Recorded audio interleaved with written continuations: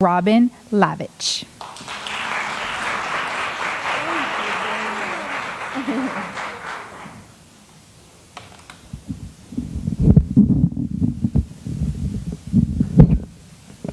Dramatic pause.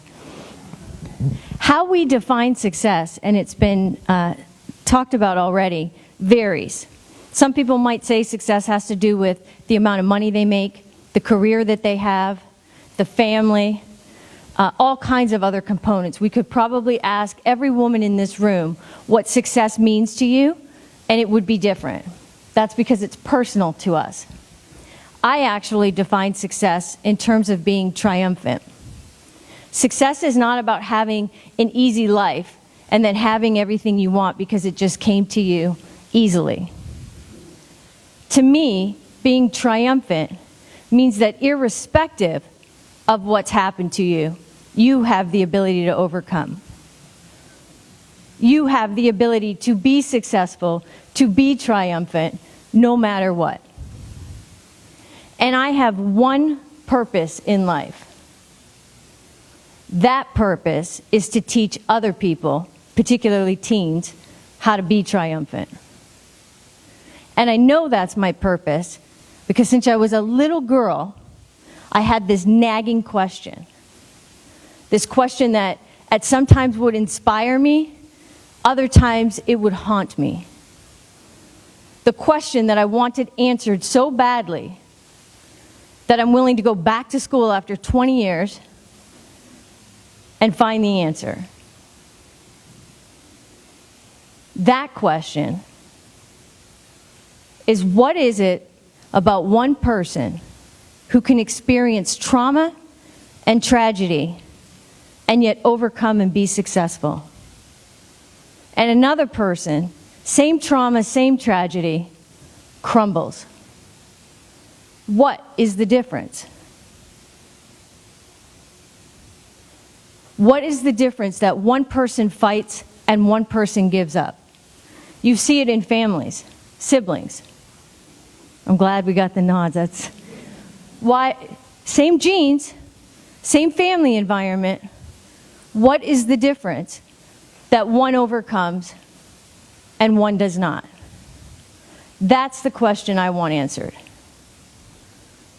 And here's the thing. Here's what I believe. If we answer that question and we define what the traits are to being triumphant, then we can teach it. And if we can teach it, then everybody has the capacity to be triumphant. And so I believe two things. Number one, we can teach people how to be triumphant. And if we can teach that, whether adults or teens, appropriate today on 9/11, if you look at generational differences, what teens have had to live with is trauma just in 9/11 alone. Their perspective of the world is different. We're never going to get rid of trauma or tragedy. We can't live in such a way that nothing bad is ever going to happen. As much as we want to be able to protect our kids so that they can be the best they can, we can't protect them in the case that they're never going to be hurt. The only thing we can do is teach them how to overcome in the event of it. And I believe that's possible. The second thing I believe is what makes people different. One has the ability to overcome, the other one crumbles. That difference is choice. And I love that you said, make the decision that you can. That's all it is a choice. Every moment of every day, at any time, I love it. Thank you. Everything I've heard so far this morning, I'm like, oh, it fits perfect. It fits perfect. Choice. So every moment of every day, we get to choose. We get to choose what we create.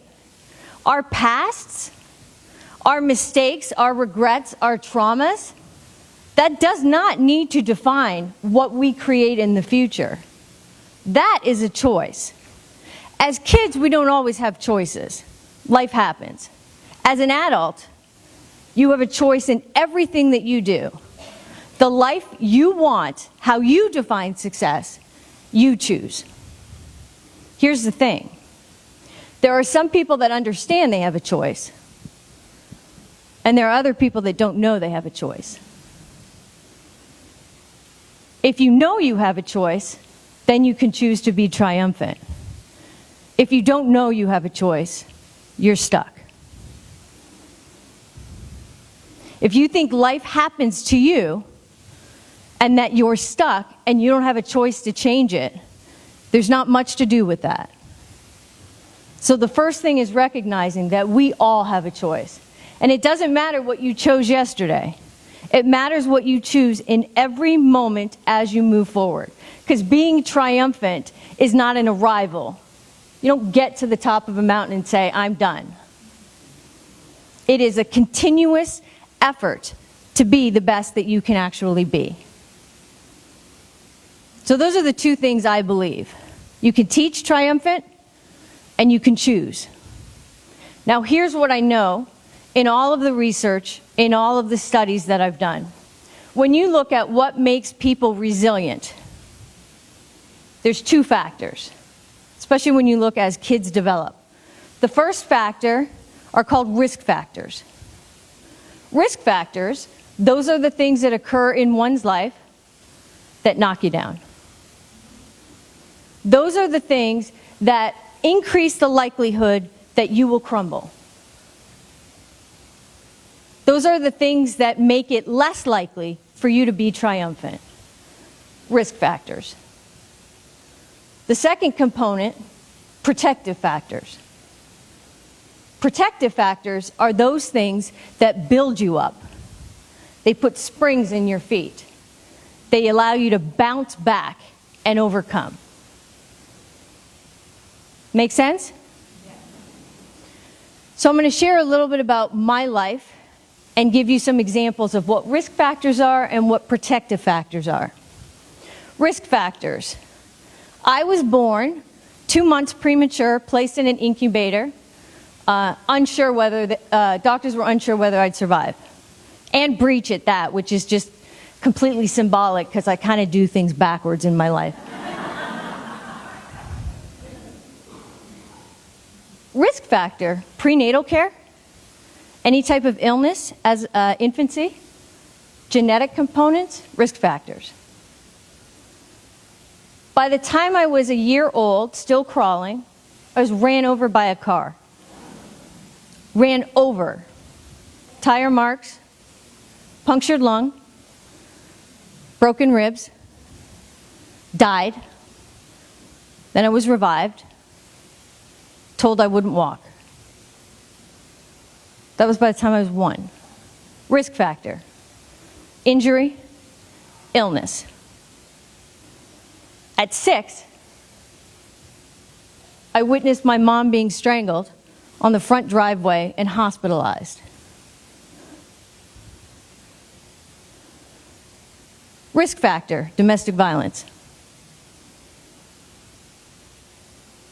Parents divorced, risk factor, parental divorce. Interparental conflict, risk factor. Another risk factor, mental health. Both parents, mental health disorders. Bipolar, borderline, narcissistic, explosive. Risk factor, mental health issues. Both parents, substance abuse. 1 cocaine, 1 pills, both alcohol. Risk factor, parental substance abuse. One time, by the time I was 10, I was beaten so badly I had internal bleeding. Risk factor, physical abuse. I was told on a continual basis, I wish you weren't around. Things are better when you're not here. You're the most selfish person I've ever met. Risk factor, emotional abuse. By the time I was 14, I was sharing a bedroom with my mother, Risk factor, poverty. I left home at the age of 14. Risk factor, runaway, truancy. And then I engaged in a lot of alcohol and drug use. Risk factor. So that's that, risk factors. Let's look at the other side of the coin, protective factors. What are the protective factors that allow you to overcome? Intelligence is one. I'll own that. That one's easy for me. Thanks.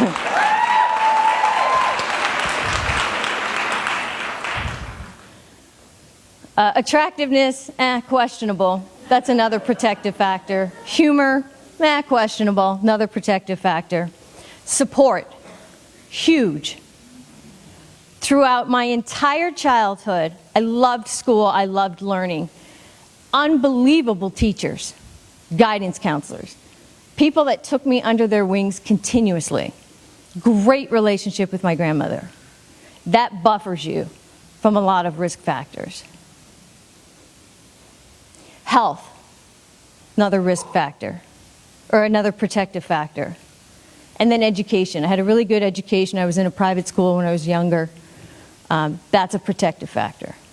So if I had to weigh them out, there's a little bit more risk factors than there were protective factors. So does that answer the question? It's not that if you have more protective factors, then you can overcome. It helps. So what's the difference? What then? And it is the traits of being triumphant. Remember now, 2 siblings, same family, same genes, same environment. One fights, one fumbles. One endures, one crumbles. One embraces life, one takes his life. The difference is the choice to be triumphant. For you today, I want you to know how all of you can be triumphant. It's teachable. So I'm going to give you a list of what I believe are the triumphant characteristics studied by research. And your task, I ask one thing from you.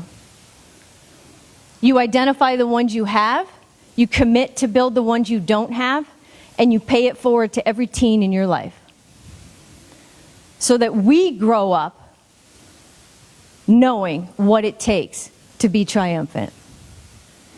First trait of being triumphant, responsibility. You have 100% responsibility of you and your life. You do not get to make excuses for not doing things because of whatever. I have a litany of excuses. That does not help one become triumphant. The life that you have is the life that you created. Own it. If you don't like it, change it. But I don't have a lot of patience for somebody that wants me to feel sorry for them.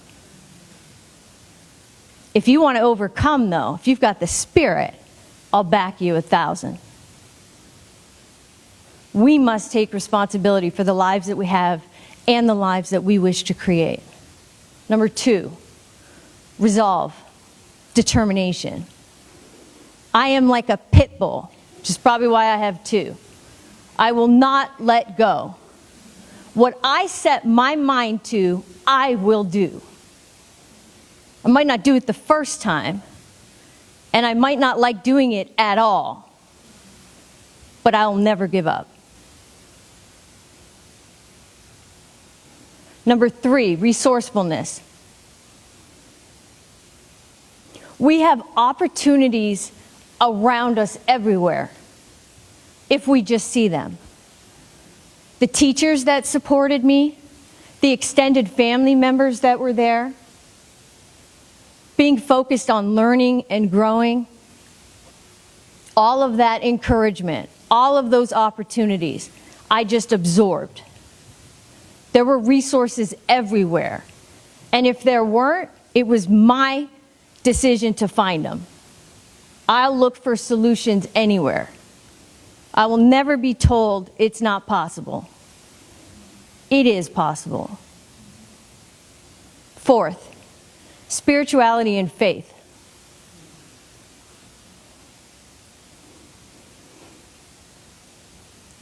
I don't share my risk factors.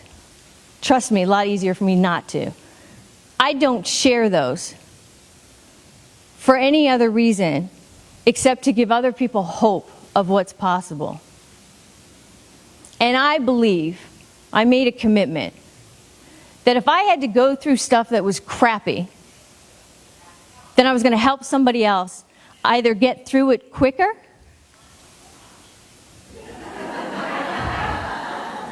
It fit nicely. Press 1 for more options. There's resourcefulness.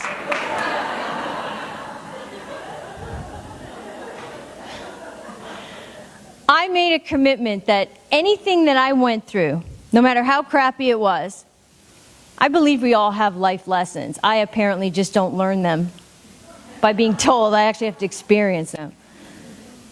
But I said, if I'm going to experience them, then I'm going to make sure that I either help somebody not experience it or get over it quicker. So if I have to deal with it, so be it. There were a lot of times that my faith waned. There was one time I made a deal with God, which is always fun when you start off that way. That if he could make all, if he existed, I was really young, I was like 8, if he existed, or she, then she could make the fighting stop. And if he or she made the fighting stop, I would believe. Didn't stop. So I questioned for quite some time.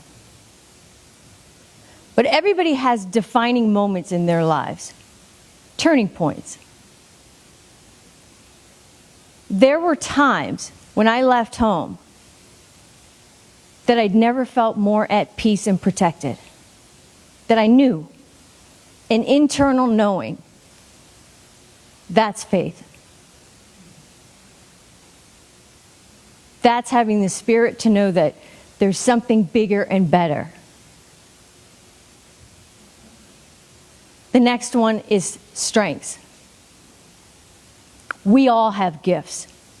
We all have strengths. We might not honor them. We might not know them. But they are your gifts. They are your reason for contributing to the world. And if you identify what those are and give them, you'll feel fulfilled.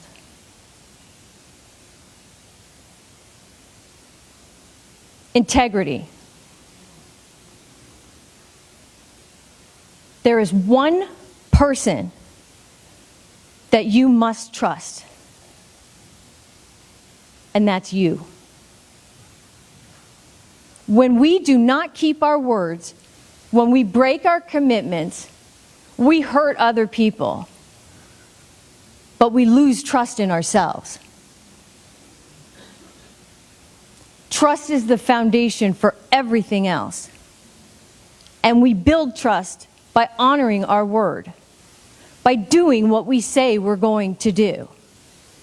No excuses. And it's not about perfection at all. If you don't live up to it, correct it, own it, recommit. Next one, inspiration and belief. No matter what you go through, there must be a little tiny spark, something that you hold on to where you believe in what's possible. There is hope.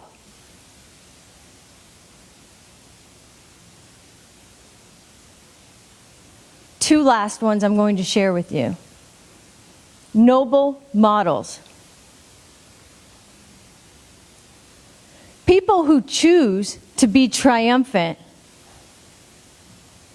can choose that when they can see. If you have role models, if you have people that can show you what's possible, it makes it easier to choose. So we need to surround ourselves with people who've achieved it. And then we need to be that person for everyone else to show them what's possible.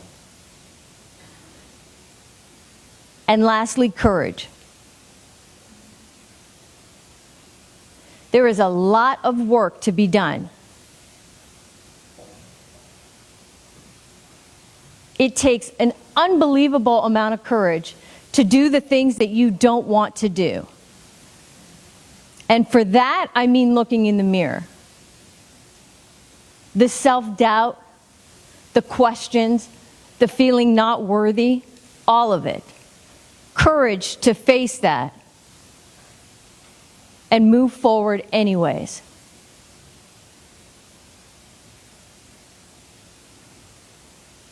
So I ask you all today to be teachable. Because if you're teachable, you can be triumphant. And then I ask you to teach somebody else how to be triumphant. And know, in every moment of every day is the choice to be triumphant. Thank you all very much.